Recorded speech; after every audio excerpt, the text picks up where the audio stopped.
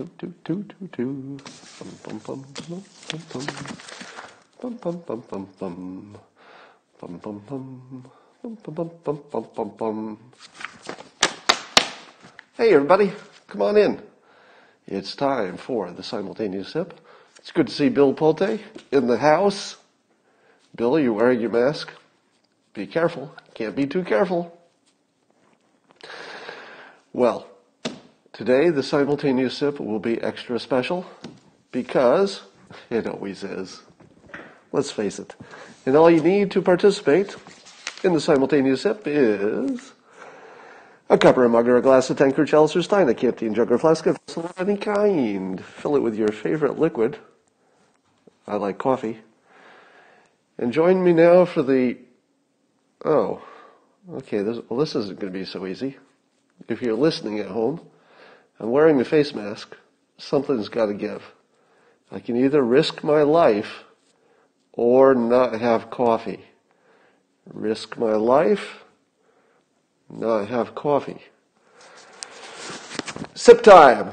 Go. Oh, yeah. You got to keep your priorities straight, people. Now, back to safety. Now, you might be saying to yourself, Scott, why are you selfishly wearing an N95 mask when everybody knows that these should be reserved for medical professionals? Well, the story is, I found this in a drawer. I don't know how old it is. I don't know why I originally ever had it. But I sort of randomly found it in a drawer, and it had been used, so I don't think that the medical professionals wanted this one. Now, I'm always looking for the bright spot in the crisis. And I think there's one bright spot that everybody is overlooking, and I feel it's down to me to point out the positive in this bad situation. And the positive is, ever since I was a little kid, I wanted to be a ventriloquist. But if you've ever tried being a ventriloquist, it's really hard until today. So I'd like to do my ventriloquist act. I'm asking Dilbert to join me. Dilbert has his face mask on, and I give you now ventriloquism in the age of coronavirus. Hey, Dilbert, how you doing today? I'm doing pretty good. Pretty good. Are you worried about the coronavirus? A little bit. Yeah, a little bit. Doing my social isolation. How's that working out? It's the social isolation, that is. Well, seriously, when you're a single guy, every day is Palm Sunday. What? Every day is Palm Sunday. I don't get it. That's okay. Well, so Dilbert, do you have a sense of smell? No. Do you have a sense of taste? No. Did they recently go away? Now that you mention it, yeah, it was sort of recent. Do you feel any fever? A little bit. I'm a little bit warm, gotta admit. I don't know. Is it warm in here? Is it warm in here? It seems a little warm in here. Do you have any chest pains or a dry cough? Yeah, now that you mention it, a little bit of a dry cough and my chest pains. Oh, my chest pains. Yeah. Yep, chest pains. A little bit, yeah, now that you mention it. Well, I'm no doctor, but you're a little bit close to me right now. Really? Really? Yeah, you're really close to me right now. Really? Really? Is this close? I'm not touching you. I'm not touching you. No, this isn't funny. I'm not touching you. I'm not touching you. I'm not touching you. This is not funny. I know you think this is funny. This is not funny. I'm not touching you.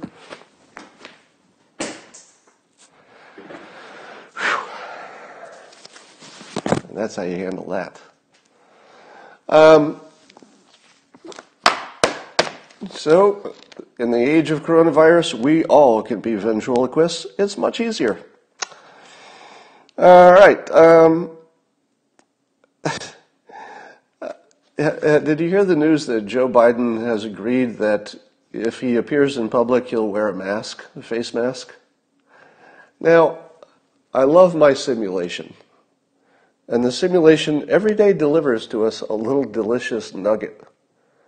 What is the one thing that you didn't necessarily think was true, but you couldn't get it out of your head, that Joe Biden, when he's only appearing from his secret basement bunker on video, he could be a deep fake? I'm not saying he is, but you can't rule it out, because the technology could actually reproduce that. But luckily we'll see him in person, except that he'll be wearing a mask and probably his aviator sunglasses. So what could be more perfect than a candidate for president who is unable to show proof of life? I think that's just perfect. An insightful comment from Twitter user A.S. Fooley, P-H-O-U-L-L-E. And he says this. He says, the task force has no incentive to give an all clear. In other words, to tell us we can go back to work.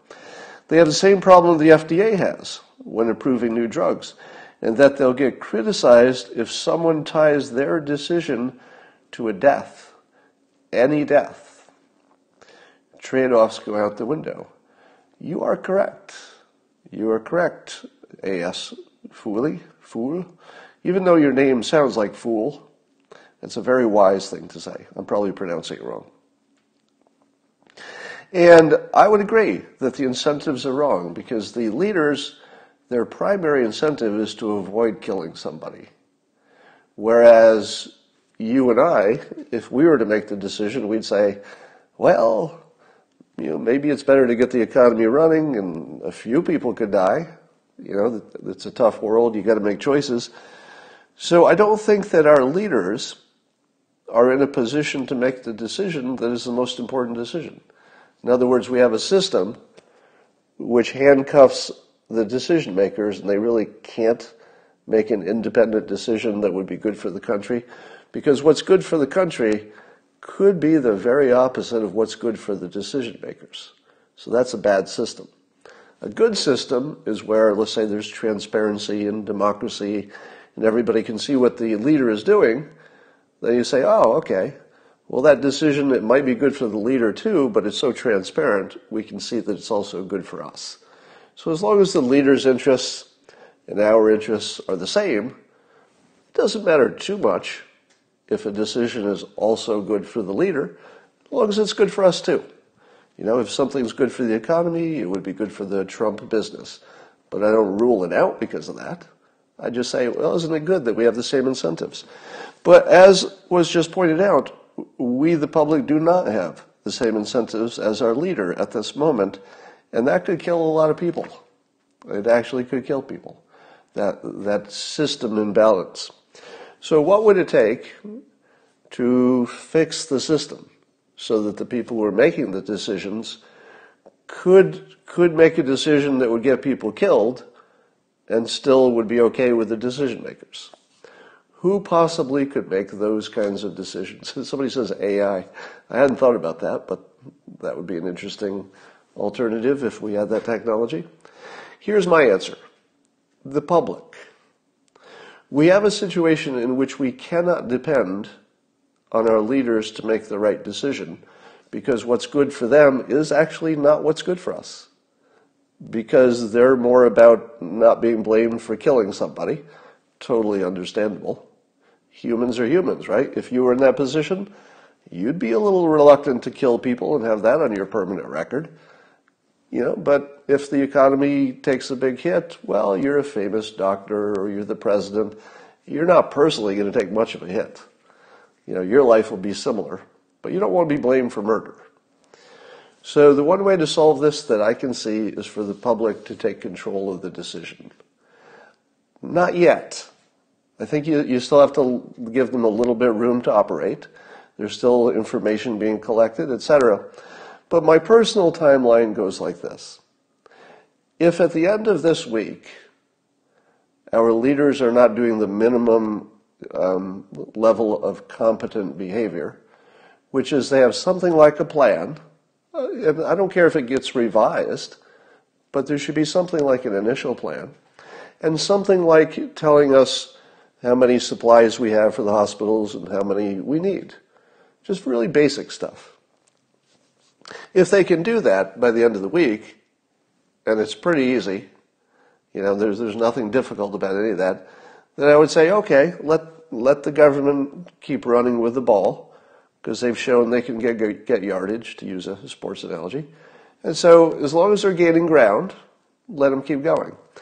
But if it looks like at the end of this week we don't have something that looks like a plan, even a preliminary one, and we don't have something that looks like good information so that we, the public, can make some decisions on our own or participate or show our support for something or put more money behind pushing to get more supplies of this kind or that, knowing how big the risk is so we can buy into the government's decision or not buy into it because we've been fully informed.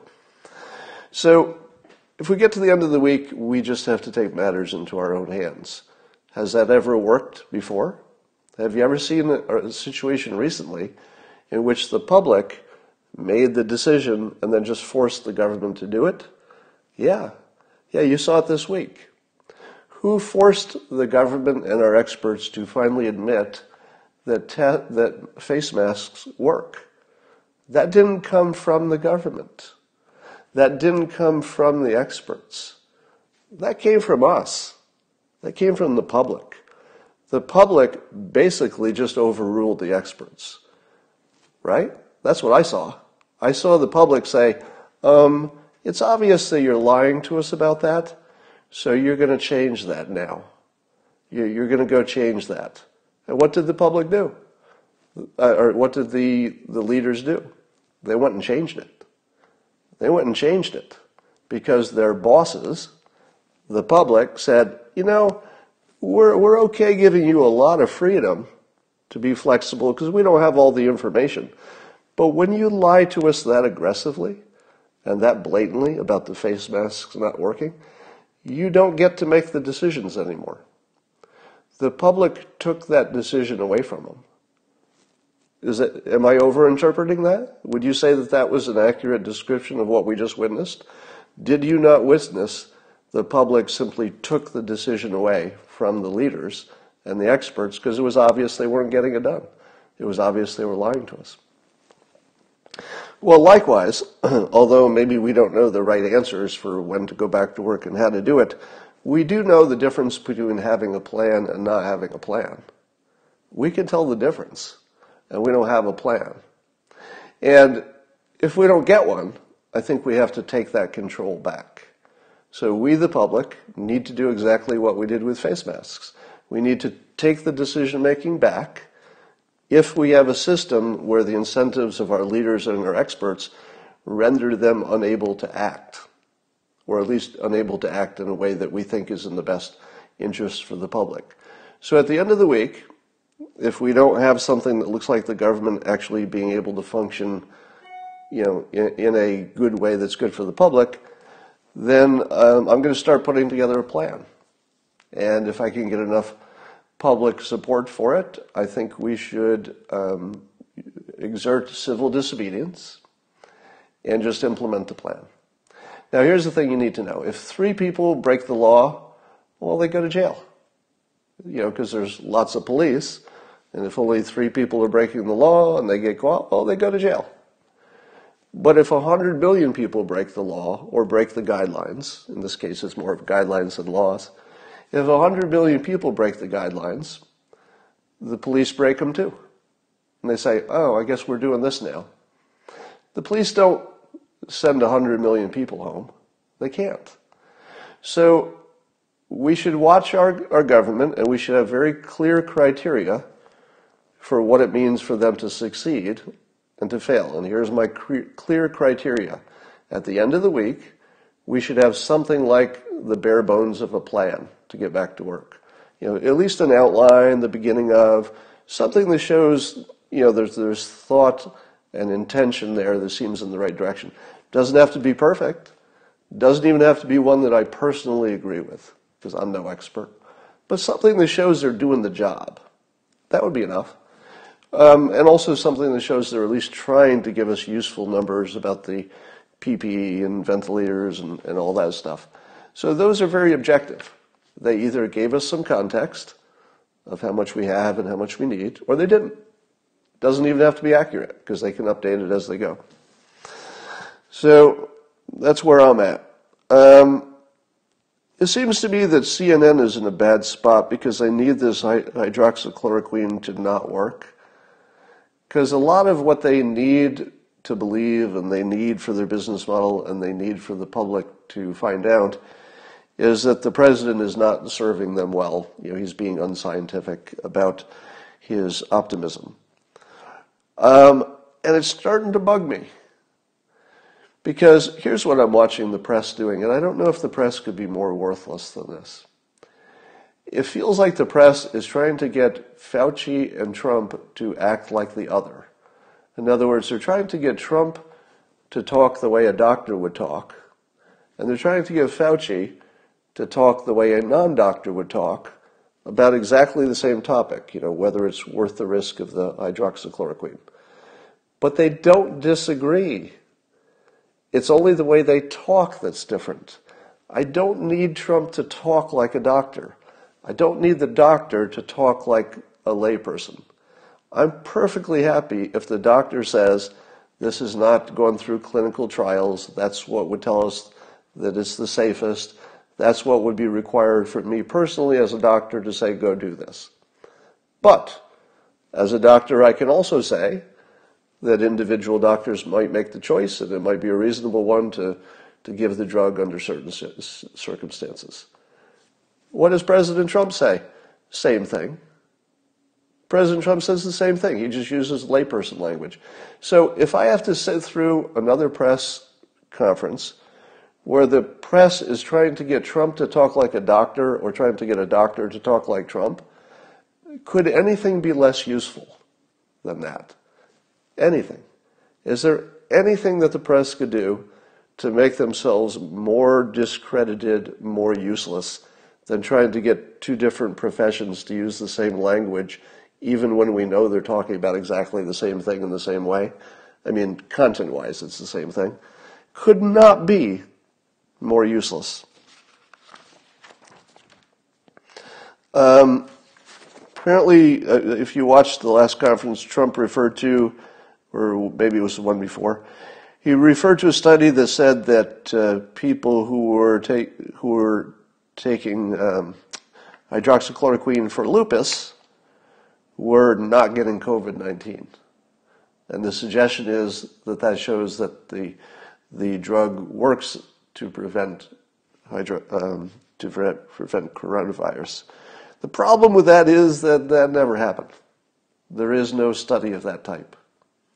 There is anecdotal evidence from China, I think, that they said that they noticed that correlation. So it's something they noticed, but it's not a study.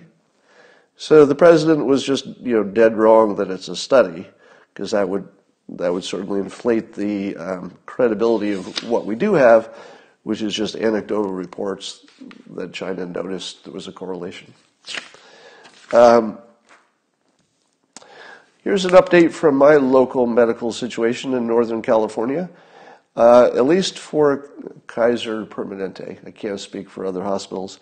If you have all of the symptoms for coronavirus, I mean, just the classic ones, it's just obvious you have it. The short of breath, the tightness, the dry cough, that you've had for several weeks, contact with people who might, everything. If you have all of the symptoms, but you're not hospital ready, you can't get a test. You can't get a test. And you can't get the hydroxychloroquine or anything else. You're literally told to walk it off. So the medical profession where I live is already non-existent.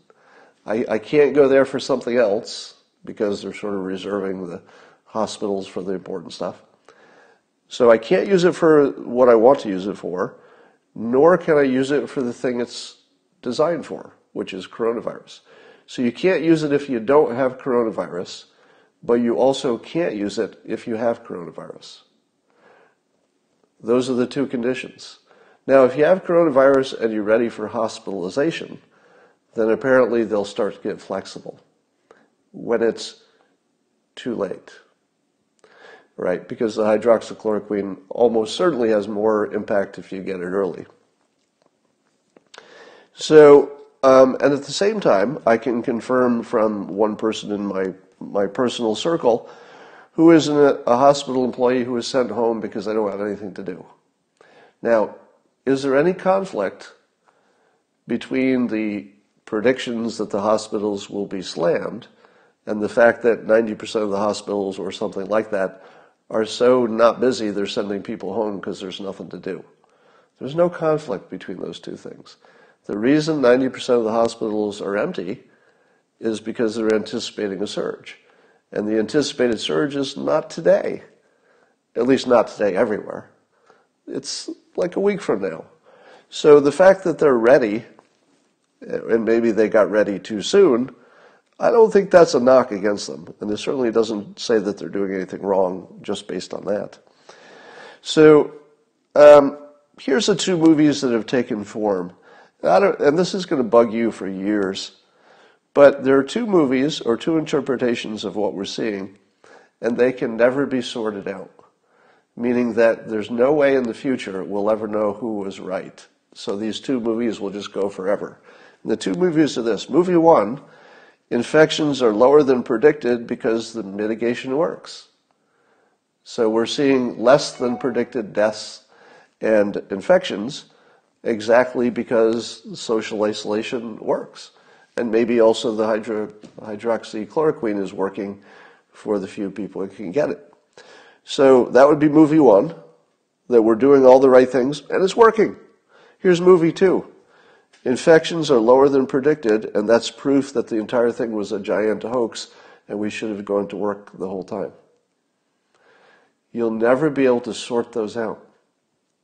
100 years from now, we still won't know if infections were low because we did a good job, and there will be people who argue it, and they'll have statistics and arguments, or if it was never that big a problem in the first place, and we just had a mass hysteria about it, because you know there are going to be experts and scientists and data to make that point as well. Those two worlds will go forward forever and never have to bump. They're just two completely different realities that have now been created, and we will live. You got to pick one. You're going to live in one of those realities or the other. So that's not good. If you didn't hear me last night, there's a website that I tweeted yesterday. So if you look in my yesterday tweets, you'll see that you can calculate your own risk of dying from coronavirus. And I calculated mine, put in my particulars, and it gave me a 2.6% chance of dying if I get it, and about a 50% chance of getting it. So, cut that in half, right? So 1.3% chance of me dying of coronavirus, according to one website. I mentioned last night, but if some of you didn't hear it, some smart people are noticing that there's this freakishly good correlation between what happens to people when they've got COVID-19 and what happens to people with a completely different problem called high-altitude pulmonary edema.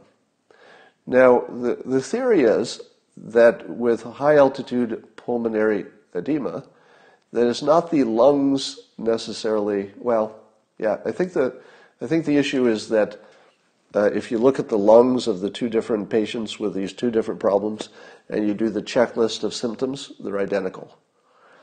Now, the fact that the symptoms are identical doesn't mean that there's only one problem and we should figure out which it is.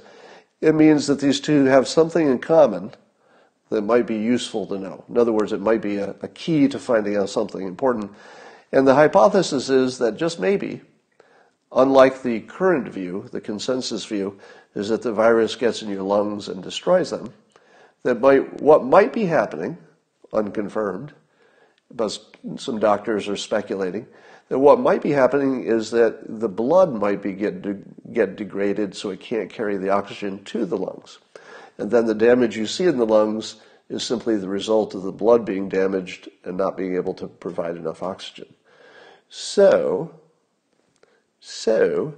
And that would also suggest that there's a reason the hydroxychloroquine works, because I'm told, and I can't verify this myself, but I'm told that malaria has that same quality, which is that it affects the blood.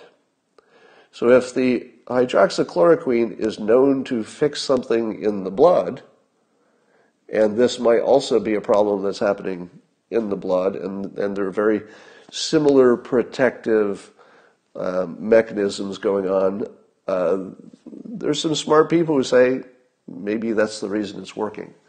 So you got that going on. So there are two completely different theories of what the problem is, whether the infection is hurting the lungs directly or the blood directly, and then the blood hurts the lungs. But in both of those cases, the anecdotal evidence suggests that the hydroxychloroquine is still a good bet. Two completely different potential explanations, and it's the same treatment, and the treatment doesn't have a big downside in terms of side effects. It's just getting painfully obvious that the supply of this drug is important. Now, of course, the lupus people and the arthritis people and the malaria people are justifiably quite concerned that their supply will be taken away, and they could die. If you've got untreated lupus or something, you could just die. So they are justifiably panicked about their supply situation. But here again, since the task force does not give us useful information about how much we have and how much we need, and I've been asked this question, which is a fair question. People say, does it really matter if the public knows the data, as long as we're trying as hard as we can to make as much as we can? And I would say, under normal world, you could see why it wouldn't matter, as long as we're trying as hard as we can to make as much as we can. Well, that's all you can do. And it's not a problem if you make too much. That's not the worst problem in the world. But here's the problem. Let's take hydroxychloroquine. Do you know, as a citizen, do you know if the reason that you can't get it is because of supply or because of incompetence in leadership, or specifically a specific kind of incompetence, which is the leaders don't want to risk of killing somebody, even if it means saving 1 million? Can you tell, as a citizen, if the real problem here is the supply? You can't, because our government has not given us supply information in context. Today, for example, FEMA tweeted out this completely useless information. This is from Pete Gaynor at FEMA. Now, this is nothing against Pete Gaynor, nothing against FEMA, but he tweets out that the Project Airbridge, where we're flying in stuff from other countries, brought in 2.85 million surgical masks, 18,000 gowns, 170,000 respirators, 11 million gloves. Is that a lot? Do you know? Is that a lot? Plane came in with 170,000 N95 respirators. How many hospitals does that supply, and for how many days? Is that 3 hospitals? Does that give us 1% of our capacity? There's no context. Why do I care how much was on the plane? I don't. I only care that we have enough. I care that we have 10% or 90%. So here's a concrete answer to your question. Why does the public need to know? Here's why I need to know. If the reason I can't get the meds that I personally think would be a good risk-reward trade-off, the hydroxychloroquine, if the reason I can't get it is because the supply can't be fixed, then I'm going to be patient. And I'm going to say, okay, let's let the lupus people get their supply. Let's not do anything crazy until our supply is under control. But I don't know that. Our president just said we got 29 million pills. Is that a lot? Is that not a lot? There's no context. I have no idea. So I, as a citizen, can't get involved. I can't push anybody. I can't force anybody to resign. I can't put pressure on anybody because I don't know what to pressure or why. I'd just be flying blind. But if you told me that we have enough pills and I'm still not getting them, let's say I had a reason to get them, if we have enough and I'm not getting them, I know who to push, right? I'm going to push my government. I'm going to push Fauci. I'm going to, rob a pharmacy. I'm going to do something. But so the long answer to the question is, in a situation where we can't trust our government to do the right thing because their incentives are wrong, their incentives is to not kill anybody and have that on their resume. Your incentive as a citizen is to do what's better for the greater good, and for yourself, of course. But you have a different incentive. So you need the public to be able to be the boss and to push our leaders to do what they need to do, as we did with the face masks. Now, with the face masks, we didn't need to be told too much extra information because it was just obvious that they were lying. But with the hydroxychloroquine, it's not obvious to me what's a lie and what's just a genuine shortage and managing hoarding and all that stuff. So without that information, we don't know how to be the boss. And unfortunately, we have to be the boss because the people who got the job of the boss can't do it. Under these conditions, they can't operate. They don't have the right incentive. And I don't see that changing. So you're going to have to take control. Probably. Here's some good news. This whole situation of trying to get these supplies is proving to us that competition and price transparency is probably the only thing that's ever going to fix healthcare. So when you see all the price gouging and people you can't even find the supply, they don't know who's lying. It's 3 levels of distributors and middlemen. If you're talking to the main company, they don't even know where their supply is because it went out to the distributors. So you can see from just the PPE situation that the healthcare market is just a complete blind spot. There's nobody from any vantage point who can look at it and say, oh, we've got this much of this and it costs this much, and this person's selling at a little lower, maybe that can lower the price. So there's no visibility, and this is being brought home to us with this emergency. But the good news is, I think we could fix healthcare. Because if you could go directly at this lack of transparency and market competition, I think there are gigantic gains to be made. I don't think I realized how bad it was until the emergency sort of surfaced the inefficiencies there. Here are some of the worst things that people are saying about coronavirus. So here's the loser-thinkish, most loser-think things you can say. So the 3 of them. The 3 worst takes.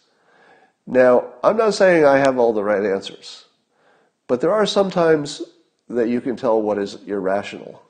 All right, so here are some irrational points of view. Our government is only pretending to be incompetent and not giving us good information because the real plan is an evil genius plan for softening us up for the coming dictatorship. And that really this is all some kind of a dress rehearsal and sort of testing to see if they can make the public do anything they want just by lying to us or telling us to stay home. Now, if your alternative explanations for what you observe are incredibly clever, far-sighted genius plan or incompetence, which one's the likely one? Because incompetence is basically universal. Incredibly clever plan to take over the world that sees years in advance, not so common. Oh, sure, I know a few people who are working on it, but it's not very common. So if you're going to bet on it, I wouldn't bet on that. Here's another bad take. That China intentionally released a weapon of mass destruction in the middle of one of their most populated centers as their way to weaken the United States. How exactly did that meeting go? were the Chinese sitting around in their big leadership meeting, and somebody said, I got an idea. If you really want to hurt America, here's how you do it. We'll create this awful virus, and then we'll release it in the middle of our population center in the middle of China. And then one of the other leaders would say, yeah, can you connect the dots here? Because I'm not seeing how releasing a weapon of mass destruction in the middle of our own territory gets us to that good place you're talking about. Well, let me explain. We'll release it in Wuhan. Yeah, sure, we might kill 300,000 people, but we'll keep it secret. And it'll spread. And then the United States will shut down its economy, but we won't because we don't care about our people and we're not reporting on the deaths anyway. And then we'll keep growing while the United States destroys itself with their silliness. Do you think that conversation happened? I don't think so. I think that as soon as someone in the meeting says, hey, I've got an idea, we'll release a weapon of mass destruction in our own territory, and we'll put it right in the middle. We won't even put it at like a port. And we'll put it right in the middle of the country, a major scene. As soon as somebody suggests that, that's kind of the end of you at the meeting, right? Don't you say, thanks, Bob, you can go now. Here's the other bad take, is that the hospitals I think 90% of the hospitals are just so empty they're sending people home, and that therefore that proves that it was all a hoax. That's a really bad take, because the hospitals are empty in anticipation of an upcoming surge that isn't here yet. Of course they're getting ready for the surge. Of course they're empty the week before the surge, because they don't know exactly when it's going to start. And they don't want to get a bunch of elective surgeries in the pipeline where you have to follow up and make sure the stitches are out and all that. So if everything is working the way it should, and people are getting ready for the surge, 90% of the hospitals should have no work. That's if you're doing everything right. This week, they should all be empty, getting ready. Now, if the surge doesn't come, well, there's your two movies. Because half of the country will say, well, that's because of our mitigation. I guess we did a good job. And half of the country will say, I told you it was a hoax. No surge. All right. Here's some things I've learned about why it's so hard to get masks. So here's some things that I have some pretty good information on from good source, who shall remain anonymous. So apparently what happened is that early on, when smart people realized that masks were going to be in great demand, the smart people bought them all. Now I'm talking about not just individuals, but I'm talking about distributors, would put in a big order. And then maybe some rich people also buying from the distributors and a bunch of foreign countries buying from them as well. So if you're to look at the big makers of masks and say, hey, give us some face masks, the big manufacturer of face masks will say, we don't do that, because they don't. They make it, and then they provide it to people who have placed orders, who are their distributors. And then the distributors who are in other countries, we don't control them, then they apparently jack up the price to robbery levels that the United States will not pay. So the basic problem is that the United States is saying, we'll pay this much, which is more than fair. It's above market. But we're not going to pay this much. Guess what the price is? It's not this much. It's this much. Guess what other countries are willing to pay? It's not this much. It's this much. And they're not even close. Right? They're not in the same ballpark.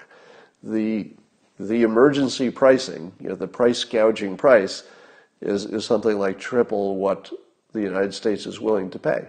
Now you might say to yourself, well, we should just pay it, because the price of not paying it would be greater than the price of paying it. Except we're such a big country that if we pay the inflated price, what's going to happen? Those of you with economics degrees, please fill in the blank. If the United States doesn't hold firm at the lower price, and we go up to the market price, which is triple, what happens the day we do that? Price goes up again, because we would bid the price up. We're a big enough buyer that we would change the market situation. And then what happens to China? Does China then say, well, I guess we can't buy any masks? Nope. China comes in and says, damn it, I guess we got to pay the quadruple price.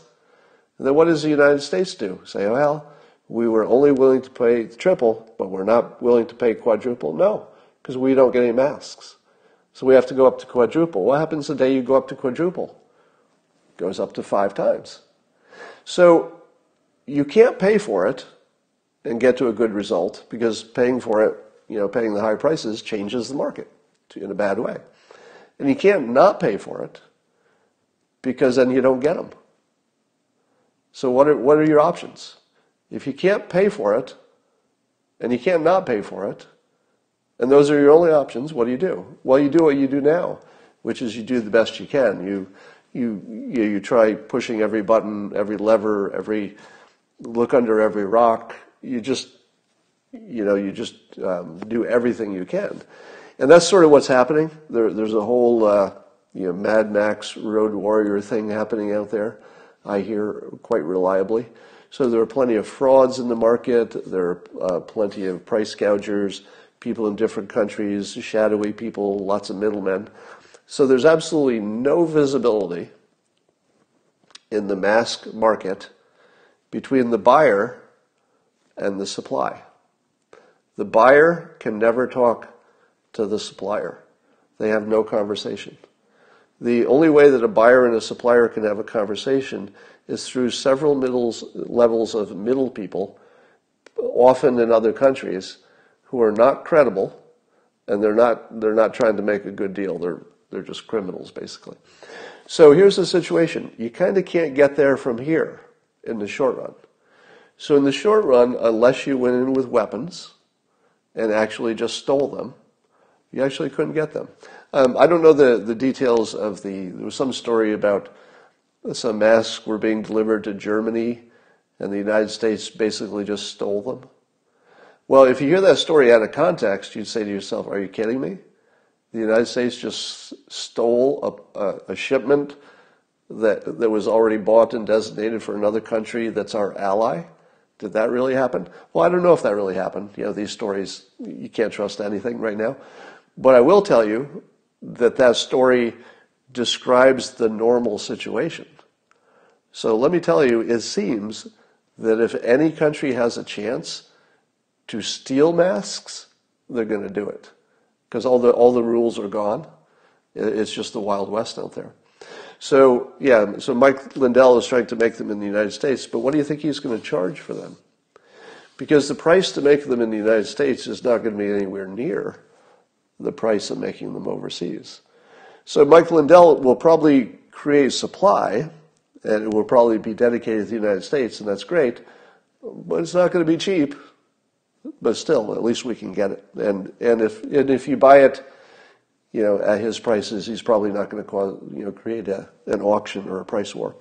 So Mike Lindell is probably at least part of the answer. All right. What else we got going on here? Just looking at my notes. What would you say are the odds of hydroxychloroquine working? I would love to see your comments. I'll give you my estimate in a minute. So we're all aware of the hydroxychloroquine situation. The situation is that there are no highly reliable studies of the type that would be the gold standard for studies. There's only anecdotal and small studies that have problems. If you were to put a percentage odds that the hydroxychloroquine works in a way that's substantial, it doesn't have to be like a miracle drug, but just say it works in a way that's substantial and really moves the ball. What percentage odds do you think that that's true? Give me your odds in the comments, the odds that the hydroxychloroquine is a substantial and useful medicine for this. Give it to me as a percentage.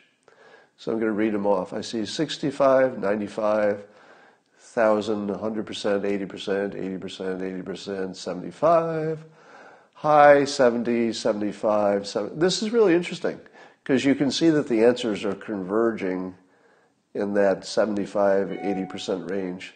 You know, if you got some people who are willing to say 100%, the people who are saying 100%, you should never talk in public again.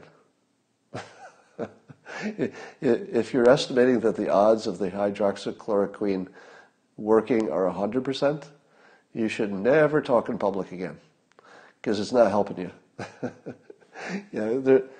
Somebody says 99.8%. I'll let you have that. I'll let you have 99.8. But if you're saying 100%, you should never talk in public again. I think that stopped. Well, okay, there's another 100%. Apparently I'm not influencing people, or there's a time lag. So I'm seeing a lot of 80%. If I had to just sort of mentally do an average, just watching the numbers go by, it looks like it's somewhere in the high 70s or 80%. Let me give you my estimate. 60%. So I'm on the low end compared to you. So I go 60%. And the reason that I'm lower than most of you is that I probably have spent more time looking at the unreliability of early studies. Something like half of all studies that get peer-reviewed turn out not to be true. They don't hold up over time. So if you didn't know that, if you said to yourself, well, I think doctors are usually right when they see clear patterns like this, they're usually right. So I'm going to say it's 80% chance they're right. I don't know that's true. I think when you have this level of information, that the odds of hydroxychloroquine working in a significant way, and again without terrible side effects, I'd give it 60%. Solid 60%, based on anecdote and doctor opinion and all that. But the odds of it not working at all, solid 40%, in my opinion. All right, so I see you have many different opinions on that. Here's the other warning. I was just reading about a test where somebody tested the hydroxychloroquine and didn't seem to have that much of an effect. But then you look at the details, and it seems that where it works, reportedly, but not in a clinically, statistically convincing way, where it's reported to work, they're pairing it with zinc. So that seems to be the magic comparison. So when you're seeing the studies that purport to study the hydroxychloroquine, make sure that they're also studying it in combination with the azithromycin or at least the zinc. Because if you're not seeing them studied as a group, you probably aren't getting something useful. So that's just a little warning there. All right. That's our situation today. It will help 60% or 60% chance it will work. To clarify, I'm saying that in my opinion, based on what we see, there's a 60% chance the drug is effective, as opposed to who it would help individually. I'm not talking about that. I say there's a 60% chance that it would help most people. Somebody says, I knew you'd say that. Oh, you know me well. You know me well. Yeah, the fact that doctors are taking it doesn't mean it's 100%. The fact that doctors are taking it would mean it could be 30% chance of working, 20%. If you were taking a drug that didn't have much in the way of side effects, and it gave you, if you thought, well, there's a 20% chance this could save my life, you'd still take it. A lot of people would. So the fact that doctors take it is not telling you the odds too much. It just tells you they're greater than zero. Oh, that's true. In the comments, somebody says, no one's complained about the audio cutting out in a long time. Yeah, that's true. It looks like the reliability of the audio on Periscope has improved.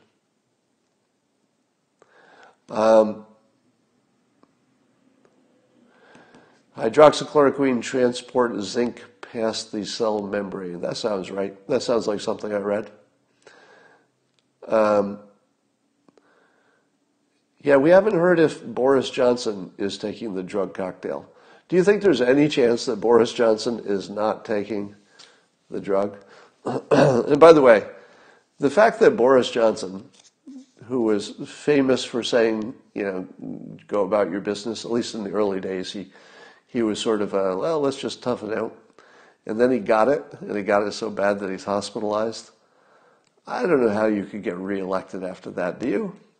I mean, I don't know much about, Great Britain, but do you think Boris Johnson could get reelected after taking a strong stand against the danger of something that put him in the hospital, like a few weeks later? That looks so ridiculous. I just don't know how you could get reelected after that happens. But, hey, stranger things have happened. All right, that's all I got for now, and I will talk to you tonight, 10 p.m. Eastern, 7 p.m. Pacific. See you then.